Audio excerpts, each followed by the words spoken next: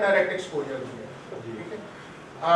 जब आपने veg effect उसमें क्रिएट कर दिया है तो उसका प्रॉब्लम क्या है कि जब वर्टिकल लोड पड़ेगा तो आपकी रेस्टोरेशन के अंदर क्रैक आएगा। ऑलरेडी फाइबर पोस्ट या एंडो पोस्ट लगी हुई है तो वो जो वेजिंग इफेक्ट है वो ट्रिगर होगा। ट्रिगर होने से ऑलरेडी अगर माइनर सी प्रेपरेशन तो हम करते हैं, कोई भी करता है तो उसमें हम उस तरह तो नहीं करते कि हम 3D स्कैन लगा के कर रहे हैं।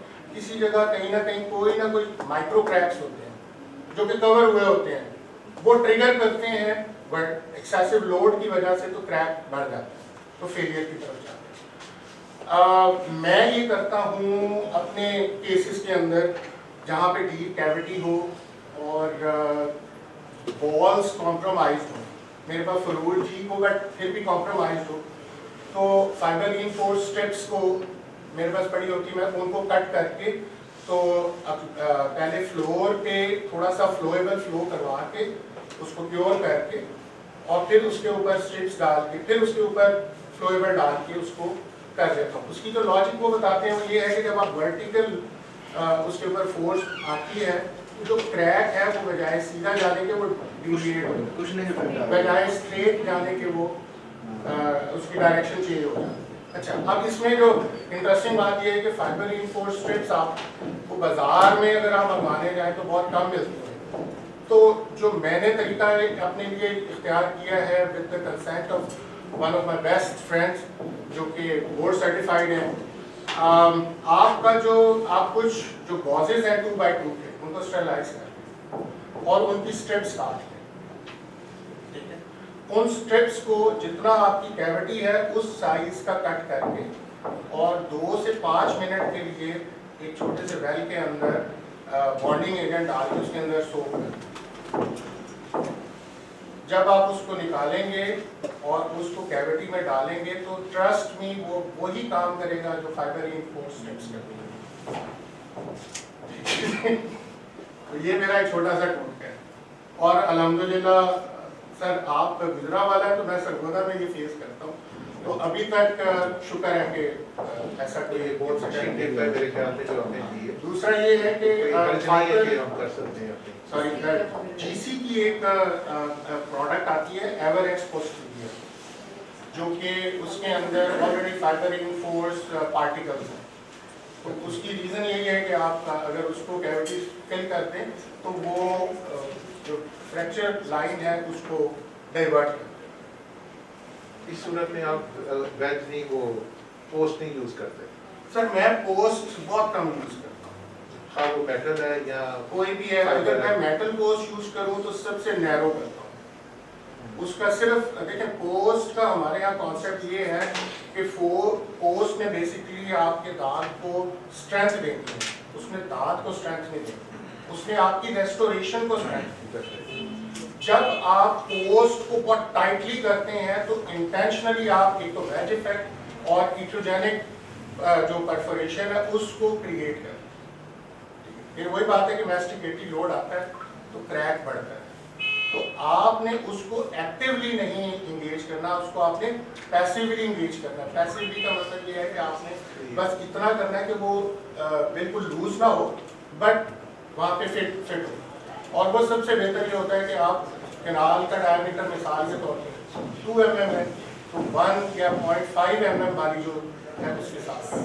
बाकी मैं क्योंकि मेरी रेस्टोरेशन में ज़्यादातर जो होता है वो मैं SDR यूज़ करता हूँ। SDR और फिर जो मैंने अभी आपको बताया कि फाइबर रीइंफोर्स्ड स्ट्रिप्स ना हो तो मैं ये करता हूँ और फिर ऊपर फिर कंपोजिट की रेस्टोरेशन। ठीक है sir, good, thank you sir.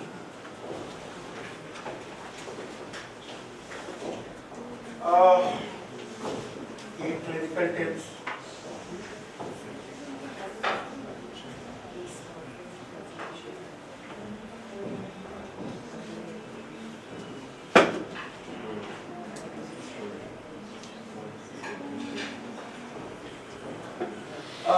जब आप शेपिंग करते हैं तो सीटी स्कैन इस पे काफ़ी ज़्यादा काम हुआ है कि आप हमारे यहाँ कॉन्सेप्ट ये होता है कि आपकी जो फाइल्स हैं उन्होंने सारा काम करना होता है, तो ये कॉन्सेप्ट आपकी फाइल्स जो है वो हार्डली 30%, बहुत होता 40% आपकी कैनाल वॉल को टच करती है। सो बाकी जो होता है वो सारा आपका फिर भी अनप्रिपेयर्ड एरिया।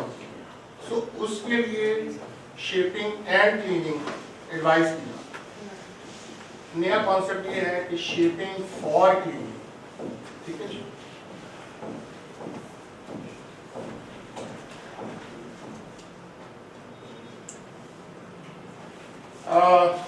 एक्सेस के बाद आपने कैनाल को जब आपने करना है तो स्ट्रेट लाइन एक्सेस हो गई, लुब्रिकेशन हो गई, रिटेन द ओरिजिनल फॉर्म जितना आप कर सकते थे आपने प्री एंडो बिल्डअप कर दिया, जो स्ट्रक्चर कंजर्व कर दिया।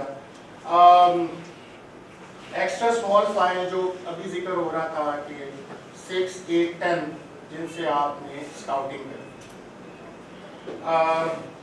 उसके बाद आपने इंस्ट्रूमेंट सीक्वेंस को फॉलो करना है, देन वर्किंग लेंथ आपकी आई। अच्छा, जब आप 6 और 8 नंबर या इवन 10 नंबर फाइल भी यूज करते हैं तो कोशिश करें कि उसको एक आध मिलीमीटर वो एपिकल फोरामेन क्रॉस कर। Sorry, post overload. अब देखें केस सिलेक्शन, एक्यूट केसेस में आप जब उसको क्रॉस कर देते हैं तो जो नर्व के बंडल्स आ रहे होते हैं वो भी निकल जाते हैं, पल्प के कुछ रेमिनेंट्स वो भी निकल जाते हैं, ठीक है। पहले ये होता था कि पल्प क्रॉस कर एपिकल एरिया क्रॉस कर दिया हो पता नहीं क्या हो जाएगा, ऐसा कुछ भी। आपने क्योंकि एंटीसेप्टिक इफेक्ट साथ साथ करना है। और दूसरी बात ये है कि जो आपकी इनिशियल स्काउटिंग फाइल है वो इतनी फाइन होती है कि वो अगर क्रॉस भी कर जाए तो कोई उसका हार्म नहीं। हाँ, ये नहीं है कि आपने 0.5 से 1 मिलीमीटर के बजाय 3-4 मिलीमीटर, ठीक है। आपके जहन में एक एस्टिमेटेड वर्किंग लेंथ हर सूरत होनी चाहिए। ये तो है इसकी सेंट्रल इंसाइजर है तो ये 22-23 mm होगा, एलाइनर 24-25 होगा। मोस्ट ऑफ द बोलर्स जो हैं वो 19 से 20 mm होगा।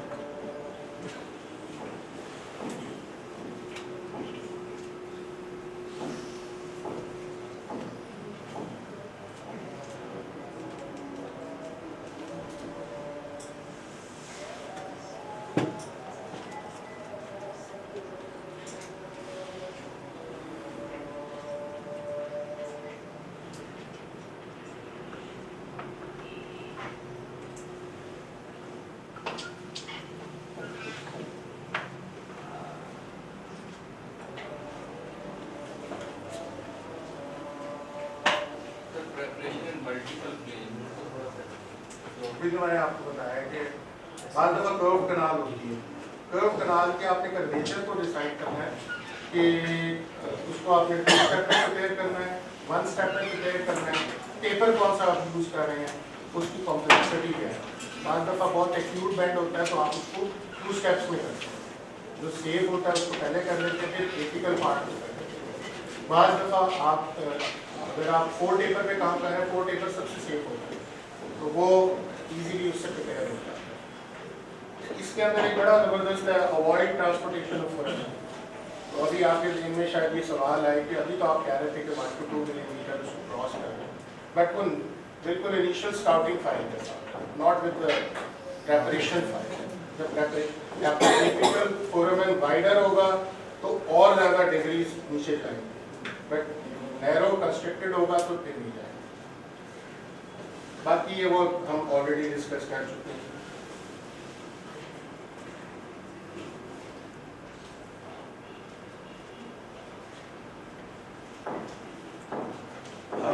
अगर ये भी तकरीबन हो गया।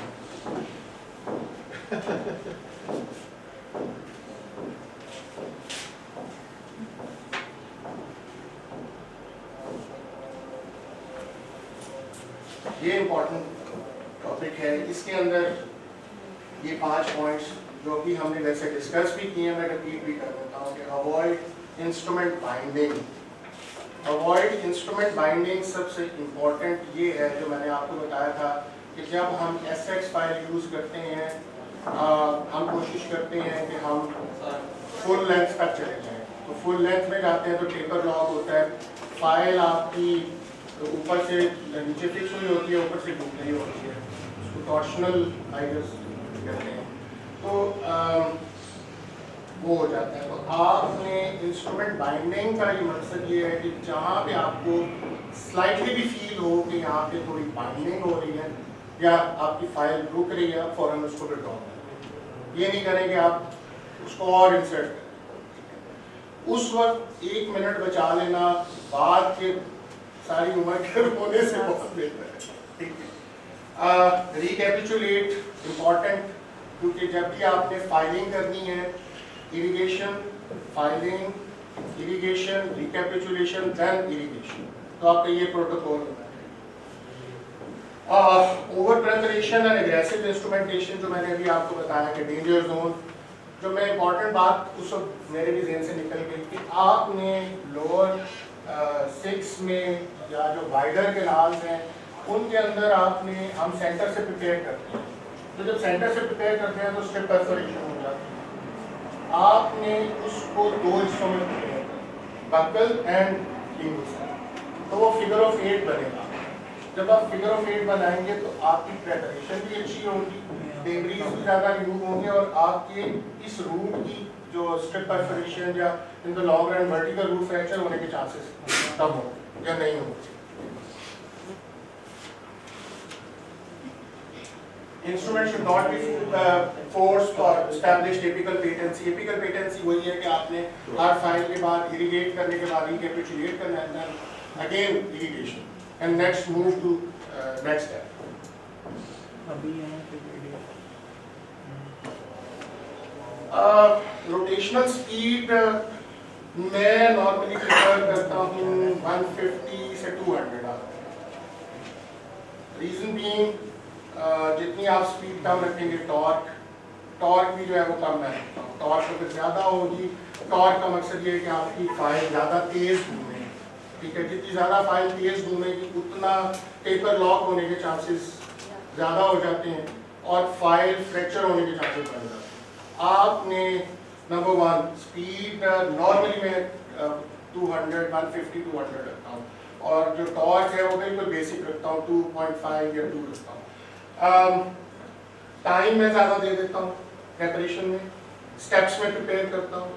जहाँ मुझे थोड़ा सा भी रेजिस्टेंस फील होती है मैं विड्रॉ कर लेता हूँ, इरिगेट ज़्यादा करता हूँ, recapitulate, then irrigate and then वो 1 मिलीमीटर थोड़ा सा और हम जब फॉरवर्ड होते हैं तो छोटे छोटे स्टेप्स पे जाते हैं तो आपका वो जो चांसेस होते हैं फ्रैक्चर होने के वो खत्म होते हैं।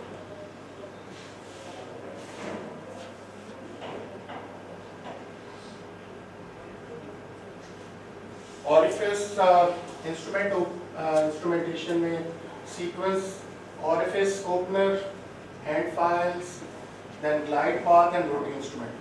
हमने कैनाल ओपन कर ली, री-रूफ कर लिया, कैनाल्स को लोकेट कर लिया। अब नेक्स्ट स्टेप आ गया कि आपने कैनाल को वाइड करना है with the help of orifice opener. और ऑरिफिस ओपनर का मैंने आपको जो सीक्वेंस बताया कि आपने उसको कॉर्नर 1/3 में इंसर्ट करना है, भले वो लूज हो, बट आपने वॉल के साथ फोर्स करना है, सेंटर में नहीं फोर्स करना। तो हर वॉल के साथ जब आप उसको आउटवर्ड ब्रशिंग मोशन में करेंगे तो आपका फोरामेन ज़बरदस्त प्रिपेयर हो जाएगा। डेब्रीज भी कम जनरेट होंगी, बट आपका आप जो विजुअलाइज कर रहे होते हैं बैक ऑफ द माइंड, उस तरह आपका वो हो रहा है। हैंड फाइल्स मेरा सीक्वेंस 8, 10, 15 पे नहीं मैं जाता हूँ, 15 में कम जाता हूँ। 15 में उस सूरत पे जाता हूँ जहाँ मॉडरेटली वाइडर कैनाल होती है। नैरो कैनाल के अंदर एक मुझे बड़े अरसे से कन्फ्यूजन होती थी कि प्रो ग्लाइडर। मुझे आज तक सीक्वेंस नहीं समझ आया था कि जब हम हैंड फाइल यूज़ करते हैं 8, 10 और फिर उसके बाद 15 पे चले जाते हैं, 20 करते हैं, तो ये प्रो ग्लाइडर का कहाँ पे रोल आता है? ठीक है, तो प्रो ग्लाइडर का रोल ये है कि आपने स्टार्ट किया है 2 टेपर के साथ 8, 10 फाइल, तो वो 2% बढ़ रहा है। ठीक है, जब आप 10 से 15 पे जाते हैं तो 50% टेपर बढ़ जाता है आपका। ठीक है, उसके दरमियान में एक इंटरमीडिएट फाइल होनी चाहिए। तो प्रो ग्लाइडर का बेसिकली वो रोल है कि वो उसको इंटरमीडिएट फाइल है, तो आपका टेपर एकदम 50% जंप नहीं करता, तो आप के लेज बनने के चांसेस वो खत्म हो जाए। प्रो ग्लाइडर बड़ा फ्लेक्सिबल फाइल है, थोड़ी सी एक्सपेंसिव है, बट जबरदस्त था डॉक्टर साहब, माशाल्लाह फूल कह सकते हैं। That we have glide path में आप वही आपने 8 10 उसके बाद 8 10 और 15 पे गए आपने, उसके बाद वर्किंग लेंथ ली एंड देन उसके बाद रोटी इंस्ट्रूमेंट सीक्वेंस आपने शुरू कर। इंस्ट्रूमेंट सीक्वेंस जो मेरा प्रोटोकॉल है वो ये है कि I start with glide path आपने कर लिया, जब आप SX के साथ आपने कर लिया तो फिर S1 जब मैं यूज़ करता हूँ तो मैं through and through glide path पे नहीं जाता।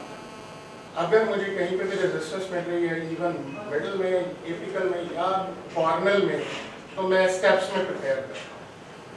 तो स्टेप्स में वही है कि आपने जब भी फाइल इंसर्ट करनी है शेपर्स को, तो हर वॉल के साथ आपने एक दफ़ा उसको जरूर ब्रश उसको निकालें। उसके बाद आप चेक करें कि आपके जो चंक्स हैं वो कितने डेंस हैं और किस लेवल पे आप उसको वाइप करें ताकि आपकी फाइल जो है उसके अंदर रेजिस्टेंस अगर वो आगे टूटने के चांसेस ना हो। आप उसको इरिगेट करें कैनाल को, रिकैपिचुलेट करें, रेन इरिगेट करें एंड देन फिर 1 मिलीमीटर 2 मिलीमीटर और नीचे तो करते कराते फिर आप स्टेप्स में चले जाएंगे तो आपका ग्लाइड पाथ S1 के साथ बहुत अच्छा लगेगा। S2 में स्लाइटली मॉडिफाई करना होता है कॉर्नर और मिडल।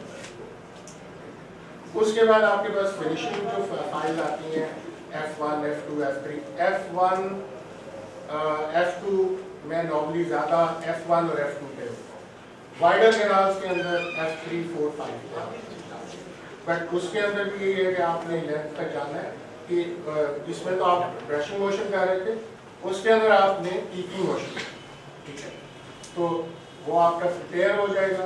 मगर सीक्वेंस आपने हर फाइल के बाद वही करना है, इरिगेशन रिकैपिचुलेशन है। सर अगर ये फिनिशिंग फाइल वो भी लॉक होती है अगर सर अगर आप, मैंने वही कहा कि जहां आपको थोड़ी सी रेजिस्टेंस मिली हो उसको ड्रॉ करें, उसकी लेंथ मेजर करें कि कहाँ पे आ रही है। मतलब आपने लेंथ 20 मिलीमीटर रखी हुई है तो आपको 17 मिलीमीटर पे रेजिस्टेंस देगी। इसका मतलब है कि आपका एपिकल 1/3 में अभी भी प्रेपरेशन सही नहीं है। तो एस फाइल पे दोबारा जाएंगे? नहीं S नहीं जाएंगे, आप शेपर पे जाएंगे S1 S2 वही एस, ठीक है।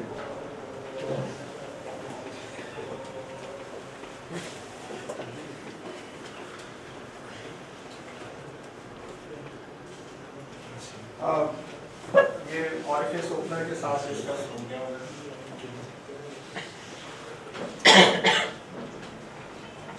ग्लाइड पाथ सबसे इम्पोर्टेंट जो एस्पेक्ट है मॉडर्न डे एंडोडोंटिक्स के अंदर।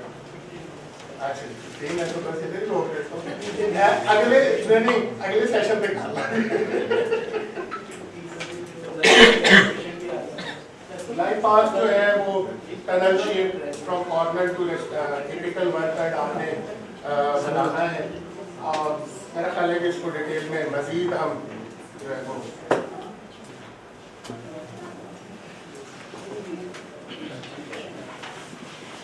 सबसे इम्पोर्टेंट बात ग्लाइड पाथ अगर आप सही नहीं बनाते हैं तो ये कारवाई नुमाया अंजाम हो सकती है। उसमें लेग फॉर्मेशन है, ब्लॉकेज है, ट्रांसपोर्टेशन है, जिपिंग है, परफोरेशन। तो ये glide path is more important, सबसे इम्पोर्टेंट आपका ग्लाइड पाथ है एंड देन उसके बाद फिर बाकी सीक्वेंस होता है। अगर आपने यहाँ से शाहिद के क्लिनिक जाना है, किसी सड़क जा रही है, आप फौरन पहुँच जाएंगे। अगर शाहिद के क्लिनिक के बीच में कोई ब्लॉकेज आ गई है तो आप राइट साइड से कोई लंबा पाथ फॉलो करेंगे या लेफ्ट साइड से कोई लंबा पाथ फॉलो करेंगे या शॉर्ट फॉलो करेंगे। सो बेसिकली ये है कि आपने वो पाथ फॉलो करना है जो भी कन्वीनियंट है। सो ग्लाइड पाथ का बेसिकली मकसद ये है कि आपके किनारे की जो पेटेंसी है वो भी मेंटेन रहे और आपको प्रिपरेशन करते हुए आसान। अच्छा मुझे ये बताइएगा कि कब तक